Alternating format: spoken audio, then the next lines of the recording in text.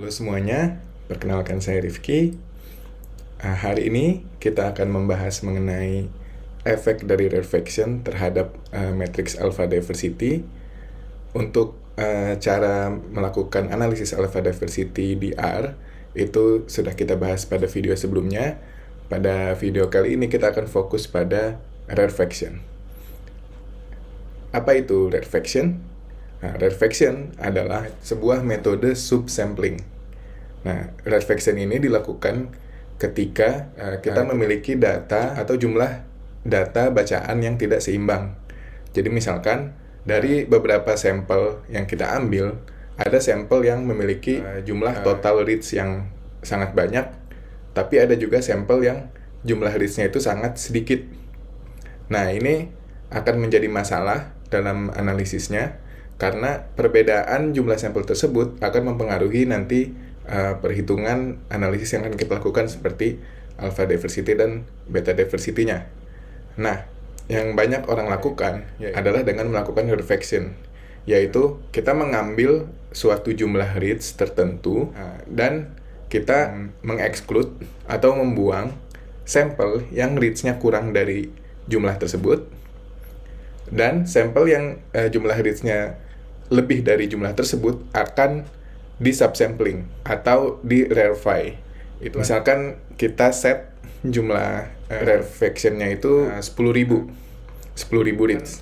Sampel yang jumlahnya 30.000 reads diturunkan jadi 10.000. Jadi dari 30.000 reads yang ada, kita hanya ambil 10.000 secara random dari 30.000 reads itu.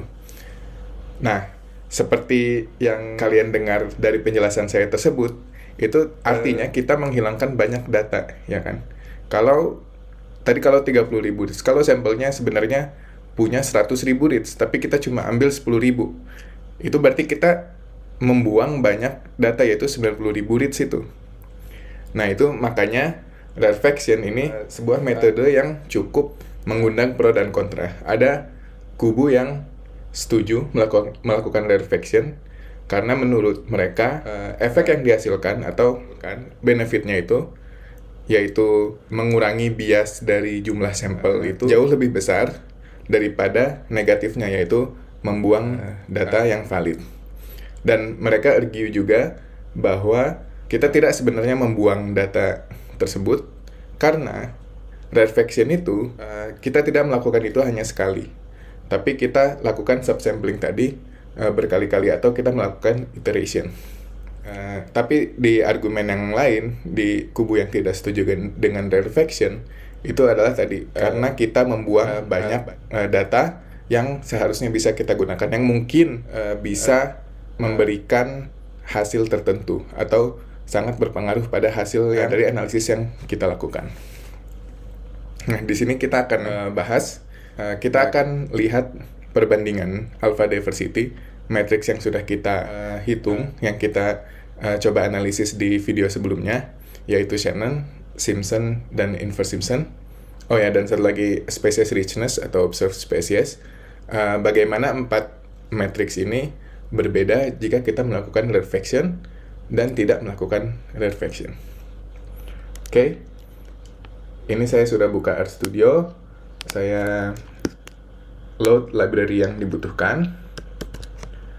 Kemudian ini dari video sebelumnya ya, data yang sama, shared. Jadi untuk yang belum tahu, data shared ini adalah data gut microbiome dari mencit atau mice, yang data yang sifatnya longitudinal ya.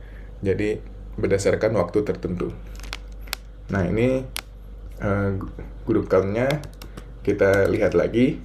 Dia yang paling rendah 1.800, yang paling tinggi 30.000. Nah, ini yang saya bilang tadi, perbedaan jumlah total reads yang dimiliki tiap sampel. Kan itu jumlahnya jauh banget ya, dari 1.800 sampai 30.000. Itu hampir 15 kalinya, ya kan?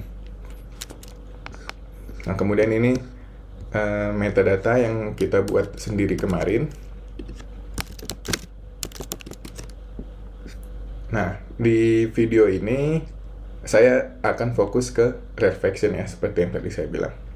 Untuk melakukan rarefaction ada 2 tahap, yaitu menghilangkan sampel atau mengexclude sampel yang jumlah reads-nya lebih kecil dari jumlah yang kita tentukan, dan yang kedua menurunkan atau mengambil secara acak reads dari sampel yang jumlahnya melebihi reads yang kita inginkan. Nah, pertama kita tentukan dulu berapa jumlah reads yang kita inginkan atau berapa rarefaction sampel yang kita inginkan. Mungkin kita lihat lagi group count-nya. Saya mau arrange berdasarkan jumlah sequence-nya. Oke.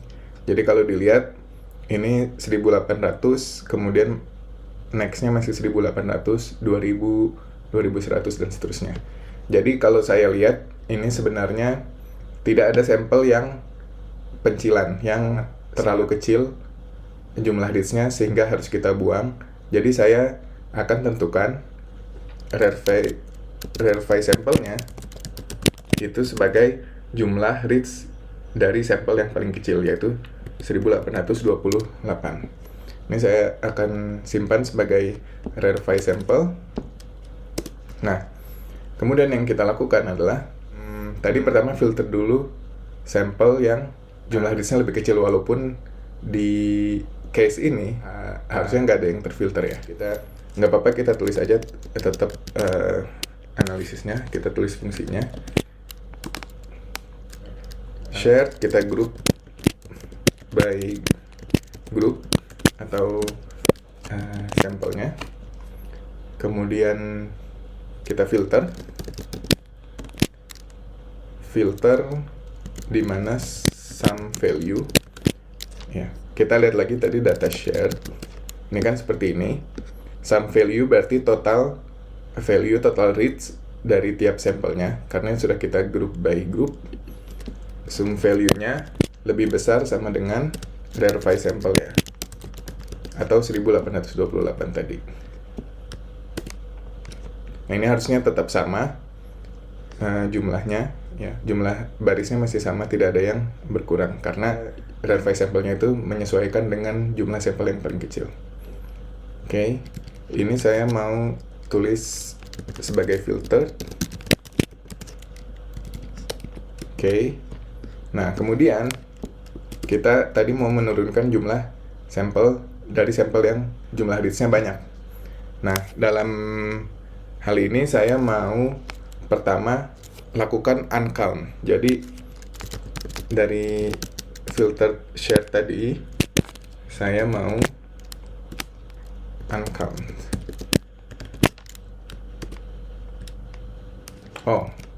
Uncount value ya. Value. Oke. Bisa dilihat ada 1 juta lebih row. Jadi yang dilakukan oleh uncount adalah dia menjeberkan value ini menjadi masing-masing baris atau row. Jadi contohnya F3D0 ini untuk OTU 0001 dia ada 115 ya kan jumlah reads-nya. Nah, yang dilakukan uncount adalah dia membuat 115 baris dari F3D0 OTU 0001.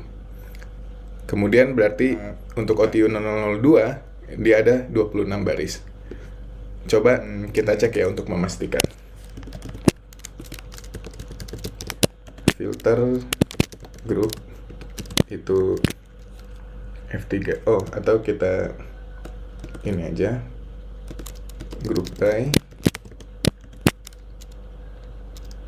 group dan name, terus coba kita count ya, balik lagi ya, tetap jumlahnya itu 115, 26 dan seterusnya. Oke. Nah, ini data ini mau saya sebut row. Nah, kemudian kita akan mengambil secara random OTU tadi yang sudah dijembrengkan menggunakan fungsi slice sample. Jadi data row kita slice sample. Nah, jumlahnya berapa? Nah, sini sesuai rarefaction sample tadi kita ya, atau 1828 tadi. Rarefy sample. Kemudian kita harus specify replacement. Jadi kita mengambilnya diulang atau tidak. Kalau replace-nya true, berarti kita bisa ngambil misalkan F3D0 OTU001 yang sama 2 kali. Nah, itu kita tidak ingin lakukan. Jadi kita tulis replace-nya false. Coba kita lakukan. Oke. Jadi harus saya grup dulu.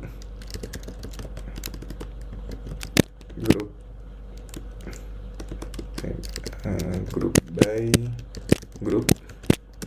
Jadi untuk menentukan bahwa jumlah slice-nya ini, rarefy sampelnya ini itu berdasarkan grupnya. Jadi satu grup atau satu sampel itu jumlahnya 1828 reads.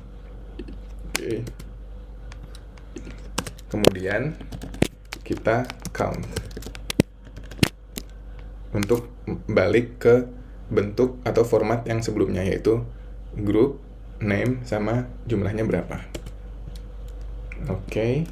Ini berarti kita harus group by group dan name dulu, baru di count. Nah, ini yang saya pengen.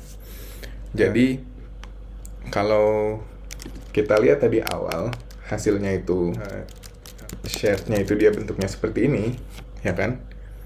Nah, setelah di rarefy, dia seperti ini. Jumlah OTU-nya berkurang ya untuk sampel ini, untuk F3D0 ini. Tapi jumlah reads untuk tiap sampelnya menjadi sama semua. Yaitu seperti ini ya. Untuk tiap sampel dia masing-masing 1828. Itu ini akan saya sebut rarified. Ya.